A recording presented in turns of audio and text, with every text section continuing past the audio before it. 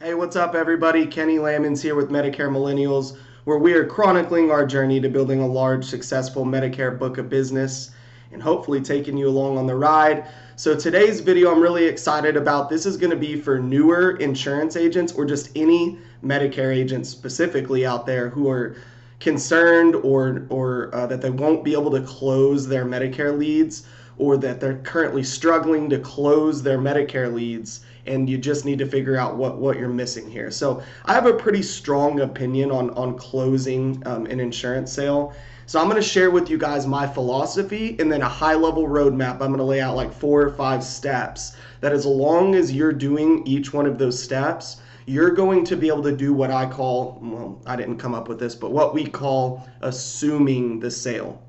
So, if you're concerned about closing or having trouble closing, then the issue is when we're getting to the end, we're not able to just softly, smoothly assume the sale. That's where we want to get. Once you're to the point where you're always assuming the sale, your close ratio is going to go way up. So let me just kind of explain briefly my philosophy, give you a roadmap on how we're going to get there if you're not there already.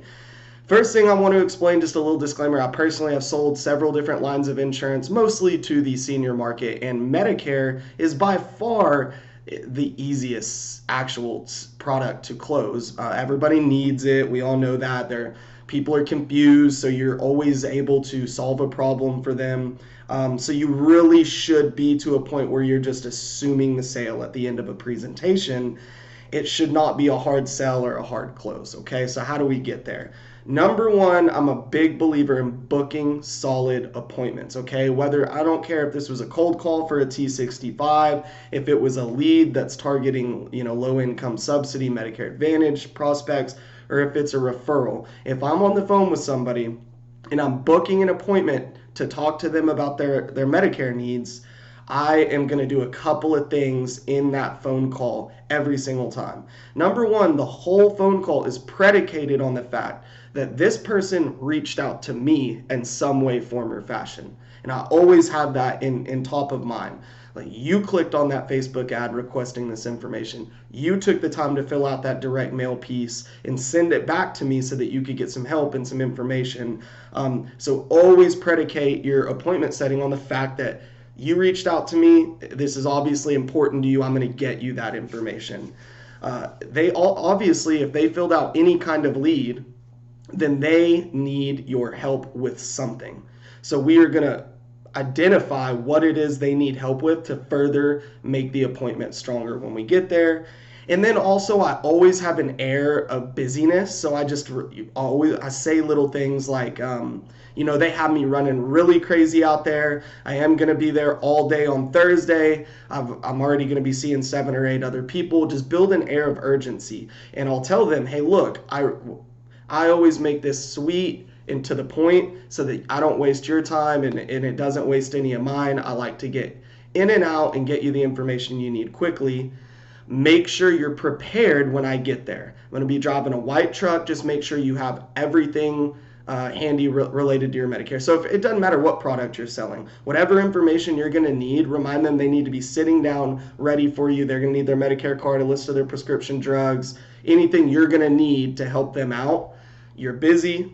I mean, obviously, you've got to say this smoothly. You don't say, hey, listen, lady, I'm busy, so you better be ready and have everything out. No, you're just going to say things like, they've got me running crazy out here. I've got a lot of people that I'm going to be sitting down with that day. So when I get there, just please make sure you've got your list of prescriptions handy, or, your insurance card, all of that stuff. So you got to be booking solid appointments. Ethan did a great video on how he books appointments recently, so you can see that in our recent uploads. But booking strong appointments is going to help you get there, take control of the presentation, and assume the sale. Number two, you've got to have a lot of trust, okay? So when we're booking appointments, we're kind of screening out, making sure we're sitting with quality prospects. But once we get there, we can't jump right into it. We've got to build a little bit of trust. And with some people, that only takes 3 or 4 minutes and you're ready to get to it. Like they're just easy people to work with. And others, it may take 10, 15 plus minutes for you to bring those walls down and just be a person and let them know that you are, you're there to get to know them as well a little bit. Don't take that too far. We don't want to waste time and spend hours building rapport. But before you move into a presentation, bring those walls down. Establish yourself as a human being. Let them see your smile. Let them see your facial gestures and your hand gestures, and talk about a few things that are not related to insurance to build a little bit of rapport. Okay, so that's going to give you the trust. You're never going to be able to assume a sale if they don't trust you yet. Next thing we want to do, and I know there's a lot of different ways to say this, but what I call it is conducting a bridge. So you've set a strong appointment, you've showed up and built some rapport, and now you're ready to make that transition from into business, right? And so you're about to jump into your needs assessment and really try to solve a problem for them. That transition needs to be really smooth. So I have a bridge that I've used for a long time. I've used it with final expense, Medicare supplement appointments, Medicare Advantage appointments. And really, this bridge, you want it to do a couple of things. Number one, it needs to re-identify the reason you're there, re-identify the need that they have that you're there to help solve. So for instance, if somebody's turning 65, listen, obviously you were really overwhelmed with all of you're bombarded daily with all that information, a million pieces of mail, phone calls, information on the internet. And you set this appointment up with me today because you just wanted one person to make this a little easier and explain everything to you. So that your bridge is just reminding them why they reached out to you and establishing that you're there to do a specific thing. This is what you're going to help them with.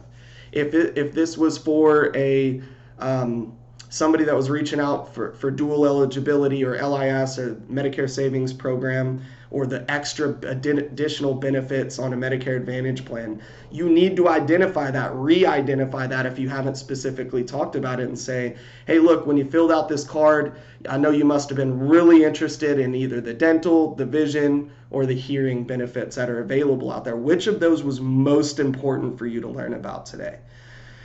So there's several different ways depending on what you're selling, but you need to re-identify the need. Once you've done that, you now have a purpose and permission to move forward and help them solve that. So you know what? That's great. I sit with a lot of people that want to make sure they're maximizing their dental benefits, and there's some benefits out there that you may not be taking advantage of. I'm going to do my best to explain those to you and help you out with that today, okay? And then you can move into the final part, which is completing.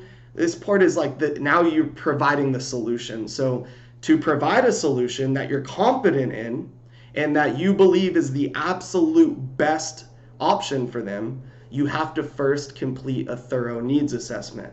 So you need to take time, ask lots of questions. This goes back to the whole whoever's asking the most questions is in control.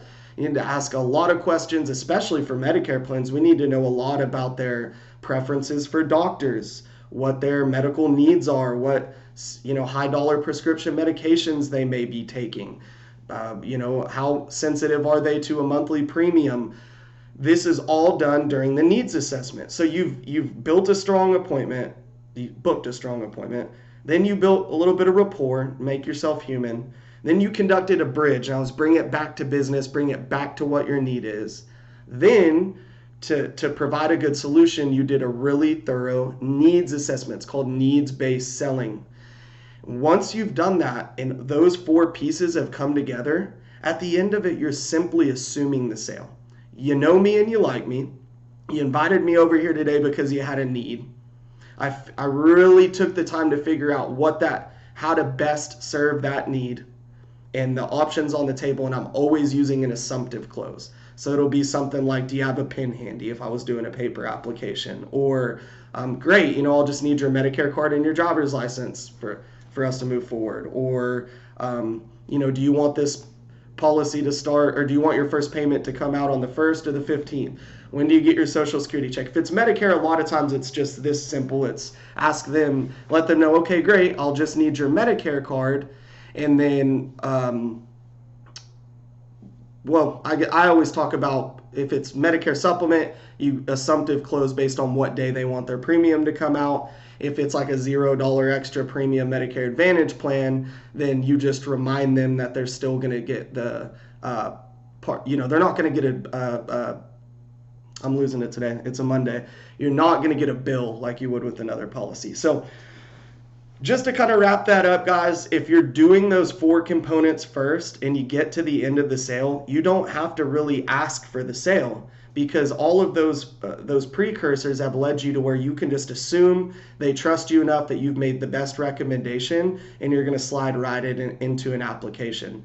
Also, I'm going to do a video on objections, because I know y'all are going to say, well, they objected to this. When you go through your needs assessment and your presentation, I do a really good job, I think, of eliminating objections ahead of time. And so when at the end, I'm still assuming the sale, and very rarely am I dealing with objections at that point. I hope this was helpful. I always try to keep my videos fairly short, so if some of this was not perfectly clear, you can always reach out to me and Ethan on our website, and we'll be happy to expound. Have a great day.